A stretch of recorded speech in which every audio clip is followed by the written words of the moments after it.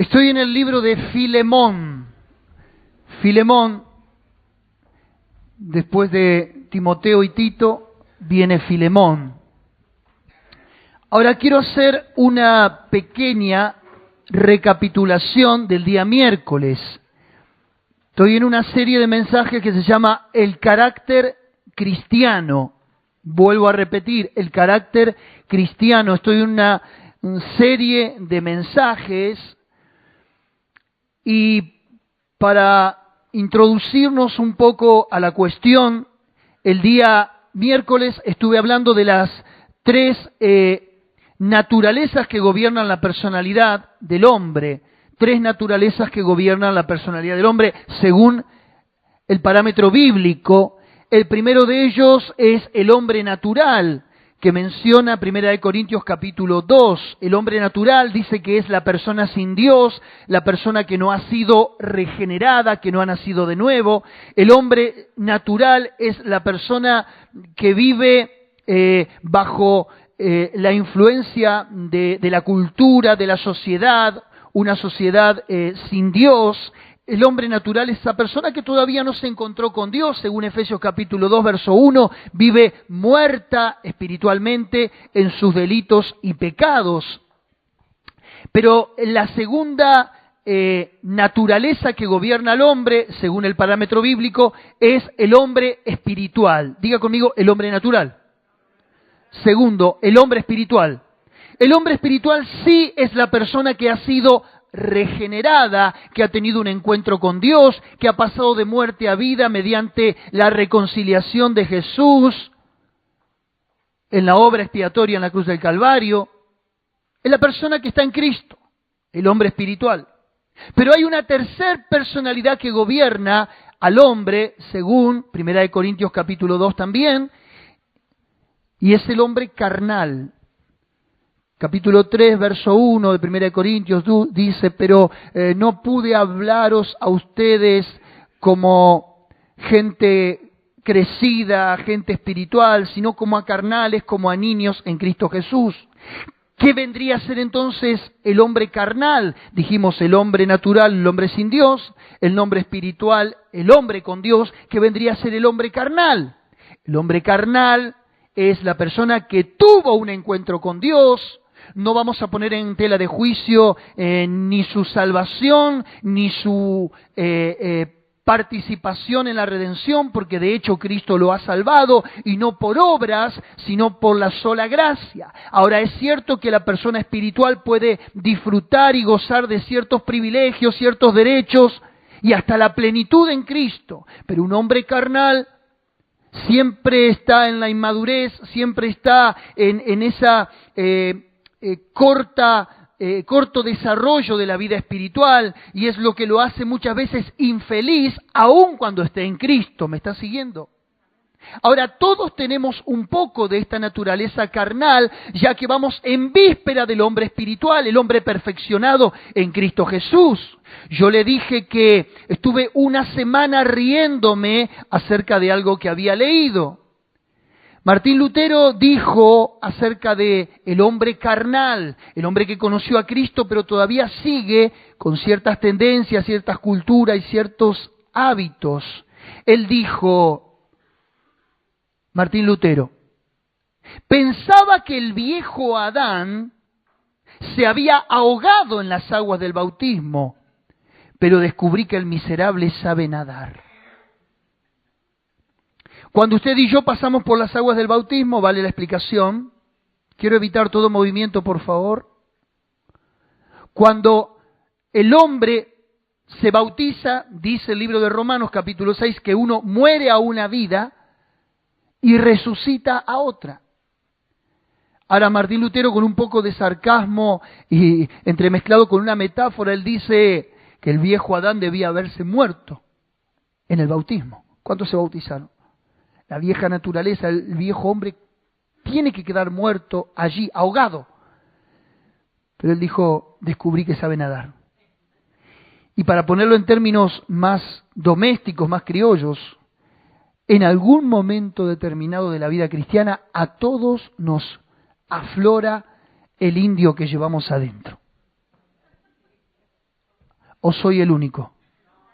En más de una oportunidad, nuestro carácter, nuestro temperamento se exaspera, se sale de quicio, se sale de su cabalidad, perdemos el juicio, perdemos los estribos y a veces llegamos a tener comportamientos que pueden denigrar la vida y el testimonio cristiano. ¿Alguna vez le pasó? A todos. Porque es como le digo yo, vamos en víspera de ser el hombre espiritual, estamos siendo perfeccionados día a día, tiempo en tiempo, prueba tras prueba, circunstancia tras circunstancia. Filipenses lo pone en estos términos. Capítulo 1, verso 6 dice, aquel, por Jesús, que comenzó en nosotros la buena obra, la perfeccionará hasta el día de Jesucristo. Diga al de al lado, hay tiempo todavía entonces. Hay esperanza. Pero el carácter en la vida cristiana es fundamental. Quiero desmitificar un poco conceptos que tenemos incorporados. Quiero hablar del temperamento y del carácter. Decimos que una persona con carácter es aquella que se adjudica decir lo que siente, ir de frente, increpar. Decimos, este sí que tiene carácter. Decimos a veces cuando escuchamos que una persona se expresa y no le importa decir lo que piensa y tiene un temperamento arrollador, tiene un temperamento impetuoso, un temperamento colérico, una persona temperamental la caracterizamos como una persona de carácter, por decir lo que piensa, por confrontar las circunstancias y por ir siempre arrollando en la vida. Y confundimos carácter con temperamento. Quiero decirle que el temperamento nace con nosotros. El temperamento es esas cualidades que cada uno de nosotros nos tiene conformados, en el que por lo menos hay 4 temperamentos básicos: sanguíneo, melancólico, flemático y colérico. Brevemente describo cada uno. El colérico es aquella persona hiperactiva, siempre lo caracteriza el liderazgo. Es una persona que tiene, como dije hace un momento, temperamento, impulso, y muchas veces personas con un grado hasta de ira, de enojo. El sanguíneo es esa persona entusiasta, amigo de todos, siempre de buen ánimo, muy expresivo, muy excéntrico. La persona flemática es esa persona tranquila, pasiva, que se le puede estar volando el techo y no se le mueve un pelo. Y la persona melancólica es aquella persona más con tendencia al arte, a la especulación, minuciosa, histérica, detallista. ¿Conoce gente así? Ahora, todos tenemos un poquito de cada uno. Y es cierto que hay rasgos distintivos que algunos poseen más que otros. Usted podrá evaluar el temperamento de acuerdo a alguna de las características que mencioné, pero hay muchas más características. Simplemente estoy haciendo un repaso. Ahora, nosotros confundimos carácter con temperamento y es un gran error, porque el temperamento el Señor no lo transforma. Lo que Dios transforma es el carácter. Pablo, antes de ser el apóstol Pablo, impulsivo, colérico, activo, era con ese mismo temperamento fuera de Cristo. Perseguía a la iglesia. Un hombre que constantemente se estaba preparando, creciendo, avanzando en la vida. Cuando se convierte a la causa de Cristo, es el mismo Pablo, transformado ahora, redimido ahora, pero posee las cualidades innatas con las que tenía en su antigua vida. ¿Me está siguiendo? Lo que Dios transforma es el carácter. Carácter viene de una palabra latina, marca. Dios nos pone una marca. El carácter fuera de Cristo era el que estaba conformado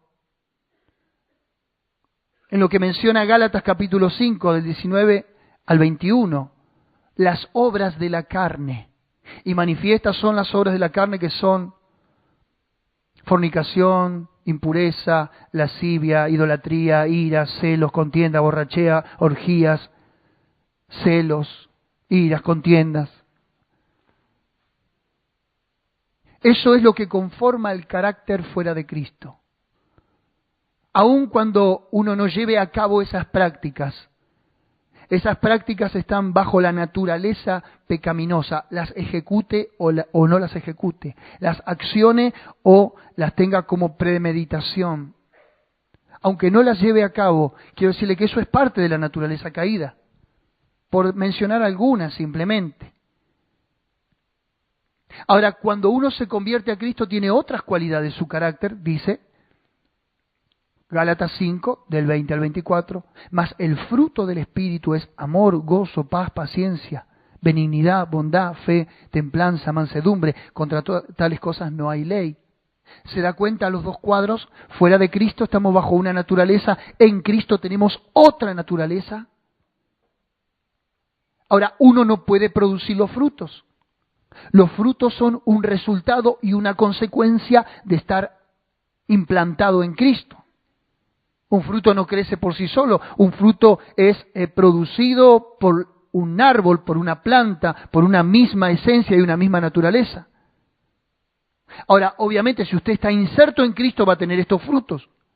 Si usted no está inserto en Cristo va a tener las obras de la carne, la naturaleza caída. ¿Se entiende? Podríamos estar hablando del carácter y de la vida cristiana, volúmenes podríamos escribir del mismo. Y yo creo que lo que hoy nos falta a nosotros, tenemos iglesias grandes, tenemos un evangelio predicado en todas las formas y para todos los gustos, tenemos los medios de comunicación a nuestra disposición, predicamos, anunciamos, establecemos el evangelio por doquier, pero si hay algo que nos falta es la esencia del carácter y de la vida cristiana. No es la razón de la que no falte el mensaje del Evangelio, sino la razón es que cuando tenemos el Evangelio cae en nuestra naturaleza sin regenerarse y transformar y denigramos el Evangelio. Y cuando lo predicamos mucha gente dice, no, para ser como el de la otra cuadra, déjame que así estoy bien. ¿Se lo han planteado alguna vez? Porque necesitamos vivir el Evangelio. Y en esta mañana, brevemente, lo que me convoca es la vida de un hombre que se puso a prueba de fuego su carácter. Y este era un colaborador del apóstol Pablo. ¿Cómo reaccionamos frente a la vida? Porque una cosa es este discurso, una cosa es este mensaje.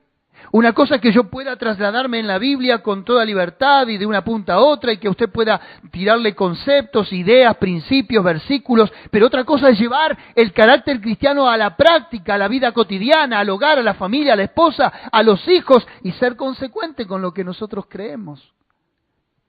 Si no, estamos aquí perdiendo el tiempo. Filemón, capítulo 1, verso 1. Pablo, prisionero de Jesucristo, y el hermano Timoteo al amado Filemón, colaborador nuestro, y a la amada hermana Apia, y a Arquipo, nuestro compañero de milicia, y a la iglesia que está en su gracia y paz a vosotros de Dios, nuestro Padre, y del Señor Jesucristo. Doy gracias a mi Dios, haciendo siempre memoria de ti en mis oraciones, porque oigo, diga conmigo, oigo, del amor y de la fe que tienes hacia el Señor Jesús y para con todos. Qué buen testimonio tenía Filemón. Pablo oía de que Filemón se estaba conduciendo con amor y con servicio. Para que la participación de tu fe sea eficaz en el conocimiento de todo el bien que está en vosotros en Cristo Jesús. Pues tenemos gran gozo y consolación en tu amor, porque por ti, oh hermano, han sido confortados los corazones de los santos. Por lo cual, aunque tengo mucha libertad en Cristo para mandarte lo que conviene, Más bien te ruego por amor, siendo como soy, Pablo, ya anciano, y ahora, además, prisionero de Jesucristo. Te ruego por mi hijo Onésimo, a quien engendré en mis prisiones, el cual en otro tiempo te fue inútil, pero ahora a ti y a mí nos es útil, el cual vuelvo a enviarte, y tú pues recíbele como a mí mismo. Yo quisiera retenerle conmigo para que en lugar tuyo me sirviese en mis prisiones por el Evangelio.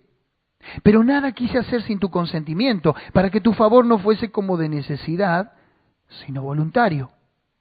Porque quizá para esto se apartó de ti por algún tiempo, para que le recibieses para siempre. No ya como esclavo, sino como más que esclavo, como hermano amado, mayormente para mí, pero cuanto más para ti, tanto en la carne como en el Señor. Así que pues, si me tienes por compañero, recíbele como a mí mismo. Y si en algo te dañó o te debe, ponlo a mi cuenta. Yo, Pablo, lo escribo de mi mano, yo lo pagaré, por no decirte que aún tú mismo te me debes también. Sí, hermano, tenga yo algún provecho de ti en el Señor, conforta mi corazón en el Señor. Te he escrito confiando en tu obediencia, sabiendo que harás aún más de lo que te digo. Prepárame también alojamiento, porque espero que por vuestras oraciones os seré concedido. Año 60 después de Cristo, primera prisión de Pablo en Roma. Tuvo 2 encarcelamientos, este fue el primero. Pablo está escribiendo una carta desde la cárcel. 5 veces aparece la palabra prisión o prisionero. Váyale la aclaración, Pablo no estaba detrás de las rejas por cometer algún delito, sino que estaba detrás de la reja por predicar a Cristo y por la persecución que había en este tiempo. Ahora, ¿cómo se entiende un poco la historia? Filemón era un colaborador de Pablo, pero déjeme introducirlo un poquito en el contexto en el que se desarrolla la carta. Por ejemplo, Filemón es una carta que tiene como telón de fondo el fenómeno de la esclavitud. Y es imposible apreciarla en toda su dimensión sin entender un poco el contexto del Imperio Romano. La esclavitud era parte de la vida cotidiana del mundo antiguo, sí, la esclavitud.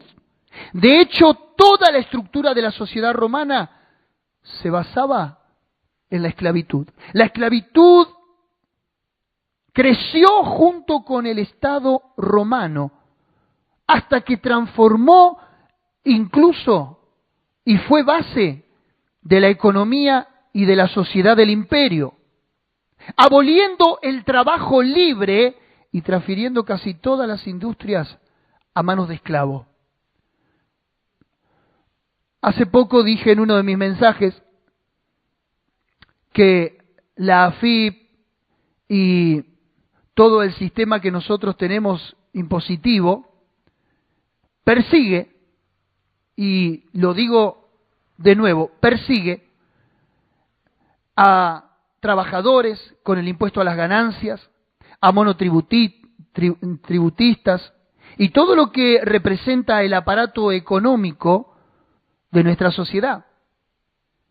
Pero no ataca el agujero negro de la evasión fiscal que hay, como por ejemplo en La Salada, la calle Avellaneda y en tantos otros lugares del conurbano donde hay trabajo en negro y donde hay mercadería en negro y donde no se paga impuesto de nada. Es como una contradicción del gobierno, por un lado, descontarle a aquellas personas que ganan un porcentaje mayor de determinado salario, trabajador, y no perseguir a las multinacionales o a las grandes empresas que facturan mucho dinero. Y en cierta manera se está reivindicando en una sociedad libre el trabajo esclavo, la mano de obra esclava, el trabajo en negro. Por un lado se dice una cosa y por otro lado se borra el discurso de otra. Ahora, el Imperio Romano directamente no tenían nada blanqueado, vivían de la industria y de la mano de obra de la esclavitud. ¿Me está siguiendo? Durante el periodo de las guerras de conquista del imperio, todos los países de Asia, la mayoría de los esclavos eran prisioneros de guerra. No obstante, en la época en la cual fue escrito el Nuevo Testamento, su Biblia, la mayoría de los esclavos habían nacido ya en esclavitud. Vale decir que tenían varias generaciones. La cifra de esclavos era enorme, escuche, alcanzando cerca de 1/3 de toda la población del Imperio Romano. Se consideraba que los esclavos no eran en realidad personas bajo la ley, sino una propiedad o una herramienta de sus amos. Podían ser vendidos, intercambiados, regalados, te regalo mi esclavo, ¿sí? O utilizados como pago por las deudas de su amo. Escuche, un esclavo no tenía derechos legales para casarse y en caso de cohabitación debía ser aprobado y supervisado por su amo. Como ya hemos visto, los amos tenían un poder casi ilimitado para castigar a sus esclavos. El escritor romano Juvenal relató la historia de una mujer rica que ordenó la crucifixión de un esclavo y se negó a justificar el motivo, aparte del placer personal que le procuraba hacerlo. La justicia no la citaba para decirle, ¿por qué crucificaste a tu esclavo? Porque la justicia no se metía en lo que correspondía de propiedad privada. Vos podías matar a palo a tu esclavo y la justicia no te iba a condenar por eso porque era tú. Sin embargo, durante la era del Nuevo Testamento la esclavitud había comenzado a cambiar. El trato que se daba a los esclavos estaba mejorando debido en parte a que los amos se dieron cuenta de que los esclavos bien atendidos y satisfechos podían trabajar y rendir mejor. Aún no se habían sido reconocidos como personas todavía. Los esclavos comenzaron a adquirir algunos derechos legales. Por ejemplo, en el año 20 después de Cristo, el Senado romano tuvo que decretar que los esclavos acusados de crímenes debían ser juzgados como hombres libres.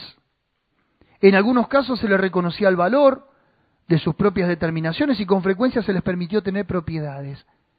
Algo cambió para el año 20 después de Cristo. Pero los esclavos tenían a menudo ventajas sobre los hombres libres. Tenían alimento, tenían vestido y tenían abrigo, pero no tenían libertad. En tanto que los hombres libres muchas veces dormían en las calles. Si venía una hecatombe económica a todo el imperio, los hombres libres eran libres, pero quedaban desprovistos de comida, de abrigo y de todo bien. ¿Vale decir entonces que los esclavos vivían mejor que los libres? En muchos casos sí. Los esclavos podían ser médicos, músicos, artesanos, artistas, libreros, contadores. Y en ocasiones un romano instruía a su esclavo en su propio oficio. Durante el primer siglo, la libertad era una posibilidad real para muchos esclavos. Es más, a menudo los amos alimentaban la esperanza en ellos de la libertad para estimularlos a realizar un mejor trabajo. Ahora, la esperanza de la libertad podía tardar de 7 a 20 años. Lo estimulaban para que trabaje. De acá a 15 años te libero. Trabajaba mejor. Si su trabajo resultaba obviamente agradable y beneficioso. Los esclavos también podían pagar su propia libertad, juntar monedita por los trabajos que hacían y llegado el día comprarle al amo su propia libertad. Los amos por su parte podían indicar en sus testamentos, ¿sí?, la liberación de sus esclavos. Dejaban escrito antes de la muerte, por favor, cuando yo me muera, liberámelo a fulano, a mengano.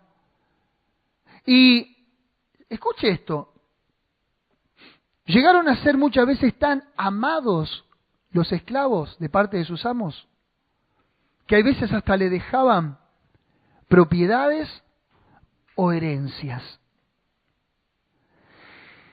Resulta interesante notar que en el Nuevo Testamento o que el Nuevo Testamento no se opone a la esclavitud.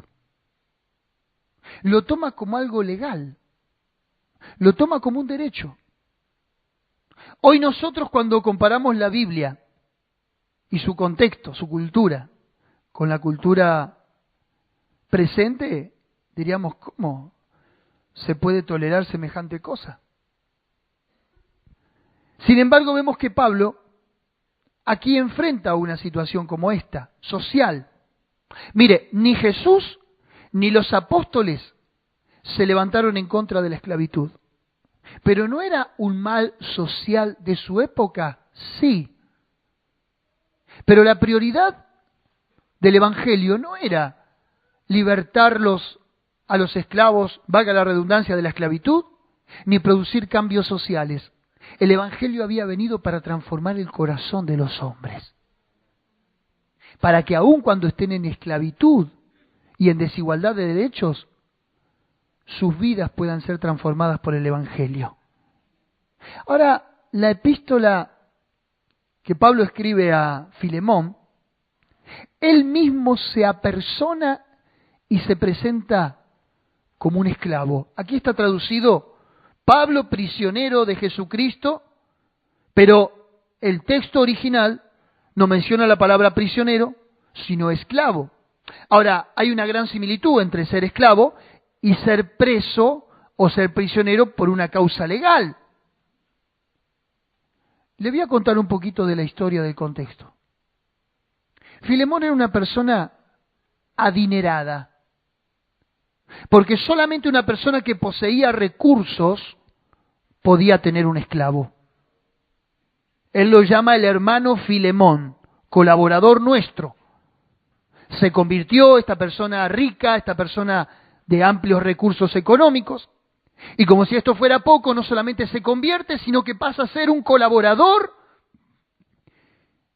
y un creyente activo en la causa del Evangelio, al punto que pone a disponibilidad su casa y su hogar para que allí sea fundada una iglesia. Verso 2, saludo a la iglesia que está en tu casa. Aquí nos muestra el poder adquisitivo y el rango social que tenía Filemón. Tenía esclavos, tenía una casa grande para albergar gente, lo prestaba como iglesia. Pero resulta ser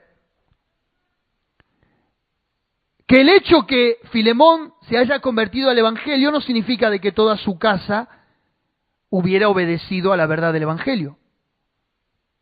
Parece ser que lo que se interpreta, Filemón tenía un esclavo llamado Onésimo. Este se había escapado del poder de su amo. Su amo, cristiano.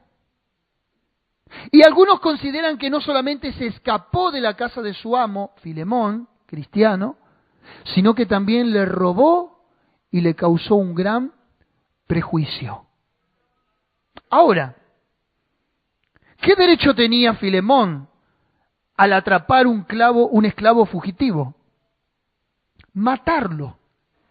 La ley no lo iba a condenar a Filemón por matar a su esclavo, porque era su mano de obra, era su herramienta. Una mula y un esclavo era lo mismo. Ahora, ¿cómo son las cosas? Que Pablo está en Roma, y cuando un esclavo era fugitivo, había lo que se llamaba en el Imperio Romano cazadores de esclavos.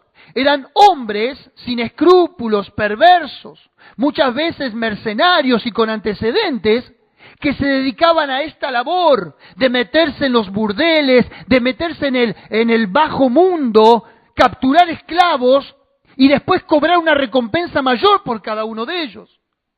Así que el esclavo tenía que estar cuidándose de los cazadores de esclavos, que eran los que después pedían recompensa cuando los atrapaban. Ahora, un esclavo fugitivo, cuando lo atrapaban, se le hacía una marca indeleble en su cabeza a modo de yerra, con la inicial de la F, ya que la misma palabra se conjuga en ambos idiomas, latino y español, fugitivo. Se le implantaba y se le quemaba el cráneo con una F. Esa marca indeleble la tenía de por vida. Ah, fuiste fugitivo. Parece ser que se les escapó a los buscadores de esclavos o cazadores de esclavos, y Onésimo cayó preso. ¿Dónde cayó preso Onésimo? En la prisión de Roma. ¿Quién estaba en la prisión de Roma? A ver, si Onésimo no se convirtió en la casa de su amo Filemón y no se convirtió por las buenas, Dios le dijo, yo te voy a hacer convertir a vos como sea. Y cuando llega a la prisión de Roma, encuentra un aliado. Lo encuentra el apóstol Pablo. Y es ahí donde Pablo ejerce su paternidad, su influencia y su proselitismo sobre Onésimo. Lo convierte a Onésimo al Evangelio. Ahora, ¿quién había sido el cazador de esclavos?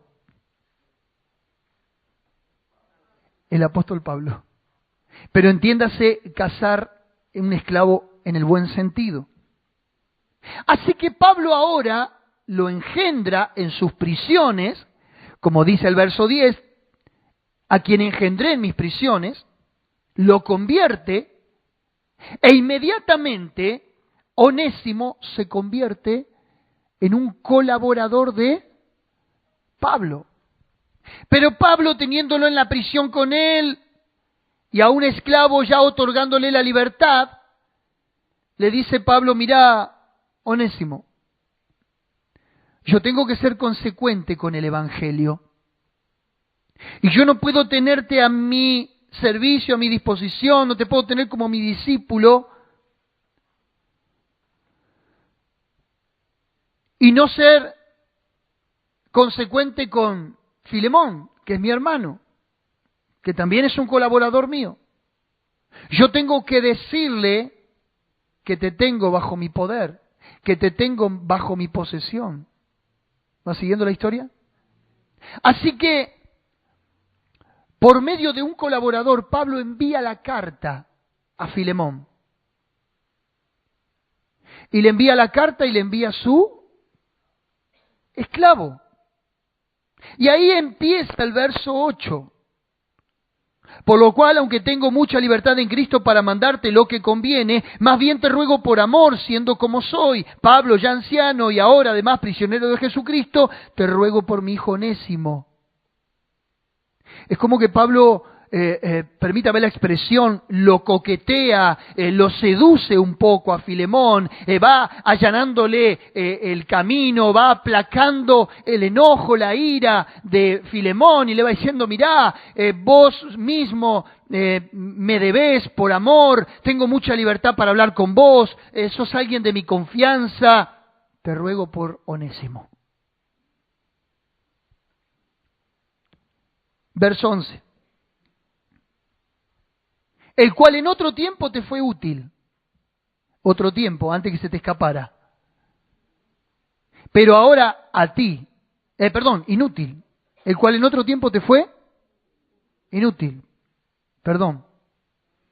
Pero ahora a ti y a mí nos es. ¿Por qué le fue inútil? Porque era un esclavo, porque era algo sin valor, más allá del trabajo que pudiera ejercer. Pero se le escapó, era un esclavo rebelde. Era un esclavo inconverso, era un inútil. Pero ahora le dice Pablo,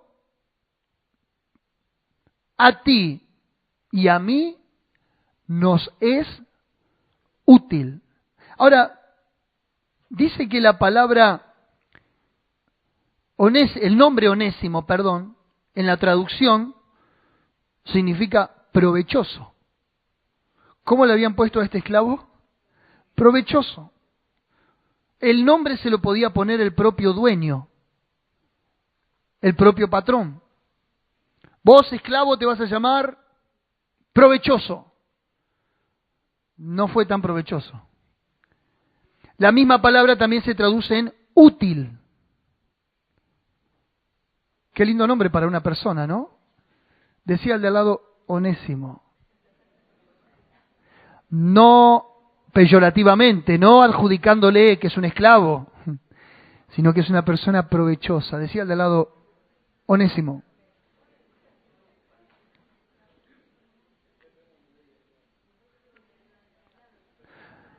¿A cuánto le gustaría que le digan sos una persona útil, provechosa?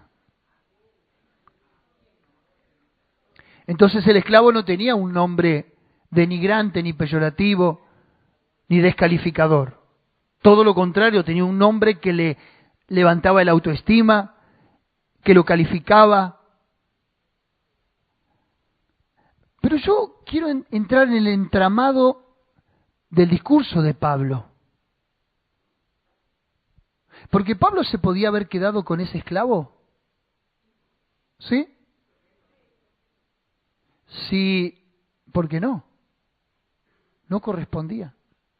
No era su propiedad. Pero bueno, lo tenía entre rejas. Verso 12 dice, el cual vuelvo a enviarte.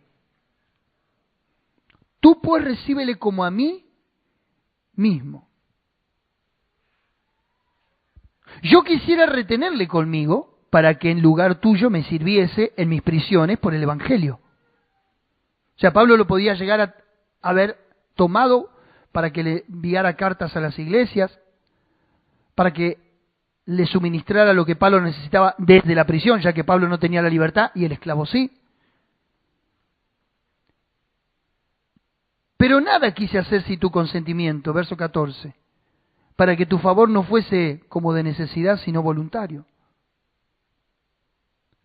Porque quizá para esto se apartó de ti por algún tiempo, para que la recibieses para siempre. Pablo trata de encontrar la manera y trata de justificar un propósito por el cual este sinvergüenza se había escapado. Vamos a hablar en claro. Pero nosotros desde la lectura espiritual entendemos que ese esclavo se fugó bajo rebeldía, pero como Dios transforma todos los propósitos en bendición, y dice el libro de Romanos, ¿sí?, que a los que aman a Dios todas las cosas les ayudan a bien, esto es los que conforme a su propósito son llamados. A ver, te lo voy a poner en este término para darle una aplicación directa ya a este pasaje y no pasarlo por alto. A lo mejor usted todavía está cuestionando y diciendo, ¿por qué tuve que vivir esta situación? ¿Por qué tuve que pasar por este momento amargo? ¿Por qué la vida me arrojó a determinado lugar? ¿Por qué tuve que padecer esto o aquello o lo otro? Bueno, para que hoy estés aquí. ¿Se entiende lo que le digo? ¿Por qué este hombre fugitivo, esclavo, tuvo que andar padeciendo, mendigando, ocultándose de los cazadores de esclavos, terminó en prisión? Para que Dios de alguna manera lo amansara, para que Dios de alguna manera le haga ver que Dios está trabajando en el propósito de su vida, de que de Dios no nos podemos escapar aquellos que ya hemos sido predestinados por Él. Entonces ahí viene el relato de Pablo. Verso 17. Así que, si me tienes por compañero, recíbele como a mí mismo. Mira, te mando el esclavo, pero hacé de cuenta que, como si fuera yo, como si me trataras a mí, trátalo a él. Yo creo que aquí lo que Pablo logró es que Filemón apaciguara la ira. El proverbio dice, la blanda respuesta apacigua. ¿Qué tenía ganas de hacer Filemón con él? Le produjo un prejuicio, le robó, se le escapó y no sé si hasta no le ocasionó un motín de esclavos en toda la casa. La pregunta podría surgir y decir, pero pastor, si Filemón se había convertido al cristianismo, ¿cómo puede ser que un cristiano tenga de esclavo a un hermano? ¿No se lo preguntó? Yo sí me lo pregunté. Y le encuentro la respuesta. Cultura. Para la cultura era normal. No estaba mal tener un esclavo. Lo que sí estaba mal, ser un dueño despiadado, ser un dueño que molía a palo a sus criados, a sus esclavos, no darles de comer, no sostenerlos, no abrigarlos, tenerlos como bestias, que de hecho muchos hacían eso con sus esclavos. Si se enfermaban, los dejaban que se morían y compraban otro. Yo, Pablo, verso 18, y si en algo te dañó, note aquí la expresión, o te debe, por eso es que se supone que robó, o que trajo un prejuicio a la casa, ponlo a mi cuenta. Yo, Pablo, lo escribo de mi mano, yo lo pagaré. Por no decirte que aún tú mismo te me debes también. Lo mató. Porque por medio de quién había conocido el Evangelio Filemón. Por Pablo. Ahora, si Pablo le pedía un favor, ¿Filemón no se lo iba a hacer? ¿Qué opina usted? Yo veo, no sé usted, en esta historia tan doméstica, tan íntima, el carácter cristiano. Bueno, por algo Dios consideró que tendría que estar incluido en el canon sagrado esta breve historia, tan íntima, tan doméstica, tan privada. Tertuliano dijo, esa carta no tiene que estar en el canon del Nuevo Testamento. Jerónimo, uno de los padres de la Iglesia, año 400 después de Cristo, dijo, no tiene nada de inspiración. En muchas cosas tuvieron razones, pero en esta no. Porque aquí Pablo está apelando primeramente al amor. Segundo, está apelando al perdón. Tercero, está apelando a una nueva oportunidad. Cuarto, a una restauración. Pregunto, ¿cómo actúas frente a la ofensa injustificada de alguien? ¿Cómo actúas frente al prejuicio que alguien te pueda ocasionar mediante un gesto de bondad tuyo, mediante un préstamo, mediante confiarte algo? ¿Cómo actúas frente a un hermano? Porque de acuerdo a cómo nosotros actuamos es la validación del carácter, la vida cristiana.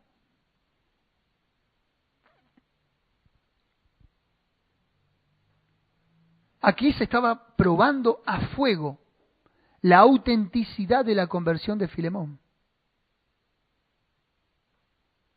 que era un cristiano, que era un colaborador de Pablo, que aparentemente hasta presidía la iglesia.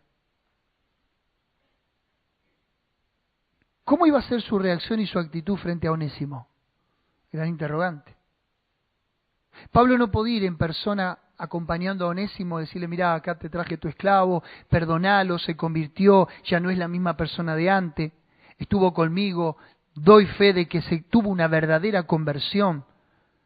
Pablo estaba confiando en el crédito de su palabra, estaba confiando en la vía de una carta. Por eso dice el verso 21, te he escrito confiando en tu obediencia. Vuelvo a decirlo, te he escrito confiando en tu obediencia, sabiendo que harás aún más de lo que te digo. No lo perdones solamente, no lo vuelvas a recibir en casa solamente, sino que ahora no lo mires con el ceño fruncido, ni hagas diferencia con los demás esclavos, ni lo estigmatices frente al resto, decir, mirá, este en cualquier momento me la vuelve a dar. Y Pablo le dice algo que por lo menos a mí me produce humor. Prepárame también alojamiento porque espero que por vuestras oraciones seré concedido. Pablo no sabía cuándo iba a salir de la cárcel. Pero dice, prepárame también alojamiento, como diciéndole, mirá que voy a ir, y voy a ver cómo está la condición de Onésimo. Ahora, yo encuentro algunos detalles de carácter redentivo. El primero en el verso 12, que no puedo dejar pasar por alto. El cual vuelvo a enviarte, tú pues recíbele como a mí mismo. Cuando el Señor salva nuestra vida, eternos fugitivos, ladrones, pastor, sí, despiadados, envidiosos, y con toda la gran lista de Gálatas capítulo 5, versos 19 y 20, las obras de la carne, cuando caímos en prisión, prisiones de odio, prisiones de celo, prisiones de pecado, prisiones de diferentes hábitos, prisiones de pasiones desordenadas. Y allí nos encontramos con Jesús. ¿Qué es lo que Jesús le dice al Padre? Con un carácter redentivo, como lo apunto en mi Biblia. Jesús dice de cada uno de nosotros, el cual vuelvo a enviarte. Tú, pues, le dice al Padre, recíbele como a mí mismo. Yo acá encuentro un lenguaje como el que Cristo haría con cada uno de nosotros. ¿Qué es lo que hace con nosotros? Nos vuelve a reivindicar ante el Padre.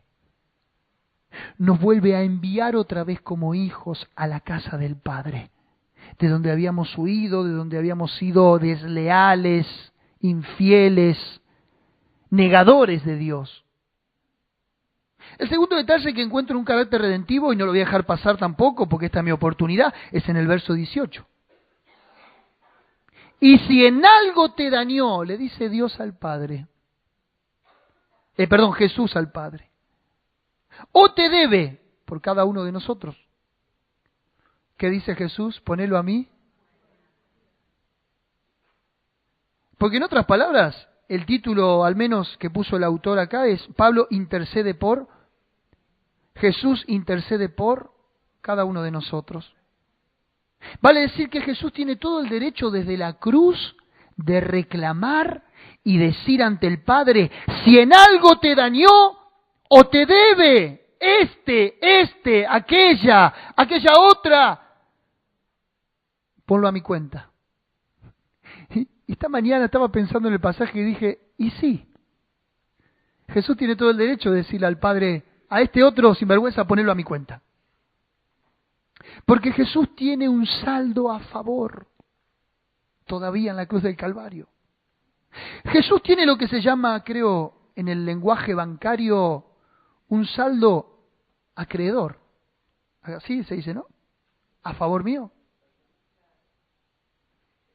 ¿Por qué Jesús tiene un saldo a favor, un saldo acreedor? ¿Y por qué puede seguir perdonando pecados? ¿Y por qué puede seguir justificando? ¿Y por qué puede seguir salvando? ¿Y por qué todavía puede seguir llamando al más despiadado y al más sinvergüenza? ¿Por qué? Porque Jesús pagó un alto precio por cada uno de nosotros. Y todavía le sobra paño. El justo por los injustos.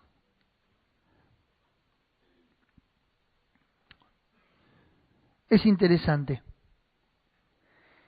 cómo Filemón ahora tiene que ser puesto a prueba. Este es el verdadero carácter cristiano. Hablar de los frutos, búscalo y léelo. En otra palabra, espera que Dios te los dé también, porque de Él vienen los frutos del Espíritu, en conexión directa con Él. Pero viene el momento donde hay que probar si realmente están los frutos en nuestra vida. Y Dios prueba los frutos en nuestra vida todo el tiempo. Te va a poner gente para probar tu mansedumbre. Te va a poner circunstancias para probar tu templanza. Te va a poner gente para probar tu dominio propio. Te va a poner circunstancias en donde vas a tener que ejercer verdaderamente el amor. Vas a vivir situaciones donde vas a tener que demostrar si tenés el fruto del gozo. Ahora, los frutos nosotros los calificamos en forma individual a cada uno, pero ¿saben qué? Dicen muchos autores sagrados que en realidad el fruto es uno solo. Templanza, gozo, paciencia, benignidad, bondad, fe, mansedumbre. ¿Sabes cuál? El amor. Muchos dijeron que no tendrían que haberse clasificado los frutos, los 9 frutos, por separados. Porque el que ama tiene paciencia. El que ama tiene benignidad. El que ama tiene gozo. El que ama tiene fidelidad, que la traducción está mal, no es fe, pistis, la palabra griega, sino fidelidad. El que ama tiene dominio propio. El que ama, por eso el amor es el vínculo perfecto, dice la Biblia. ¿Cuál es el fruto entonces que debe producir el carácter cristiano? El principal, el amor. Juan dijo que en el amor se cumple toda la ley, porque el que ama a su prójimo, ama a Dios, no ejerce ningún tipo de daño y contra esa virtud no hay ley. El que ama no le va a robar al prójimo. El que ama no va a cometer adulterio porque sabrá que está malogrando una familia o echando a perder una relación. El que ama no codiciará. El que ama no ofenderá. El que ama no dirá falso testimonio contra su prójimo. ¿Se entiende? El amor entonces es el fruto del cual se desprenden las 9 virtudes. ¿Cómo cierra la historia? ¿O cuántos le gustaría ver mejor la actitud de Filemón? Porque hasta acá vimos la carta. Hasta acá vimos la elocuencia del apóstol tratando de convencer a Filemón de que lo aceptara de nuevo a Onésimo, de que lo perdonara, de que le diera una segunda oportunidad, de que ahora ya era cristiano. Pero yo dije, quiero ver cómo actuó Filemón, porque hay que ver qué dice la historia. La carta está muy bonita, muy elocuente. Onésimo volvió. Pero ¿qué pasó después? ¿Dónde cierra el final feliz?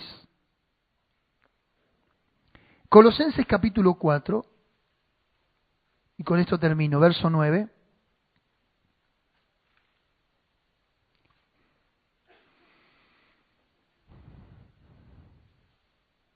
Esta carta fue escrita años después.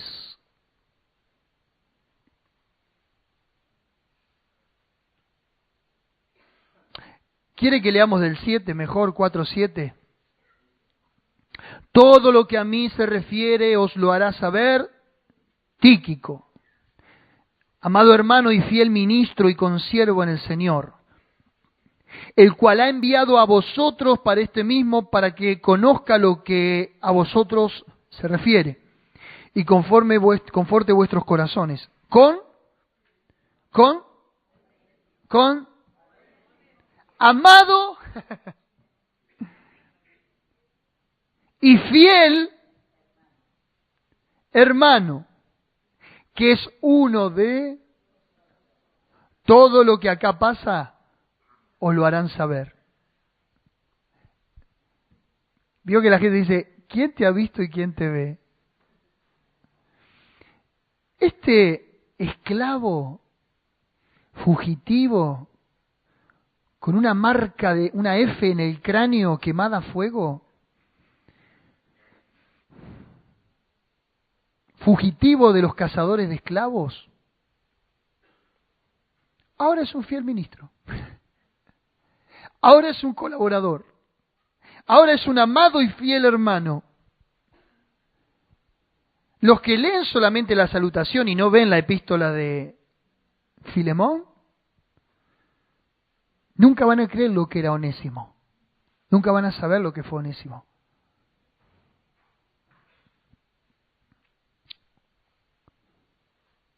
Creo que Filemón hizo bien la tarea. ¿Qué opina usted? lo perdonó.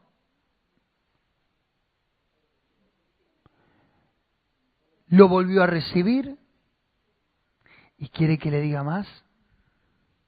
Le otorgó la libertad.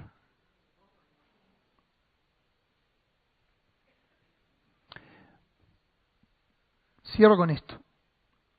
Vos y yo, antes de Cristo, éramos inútiles. Éramos esclavos. Éramos eternos fugitivos, siempre disparando de algo o de alguien. Pero cuando en la cárcel de la vida nos encontramos con el Señor Jesús, nuestro nombre fue cambiado en provechoso, en útiles, y ahora somos parte de ese gran registro divino que el Señor tiene en el cielo. El carácter cristiano se ve en la práctica, en el día a día, en el perdón, en la oportunidad.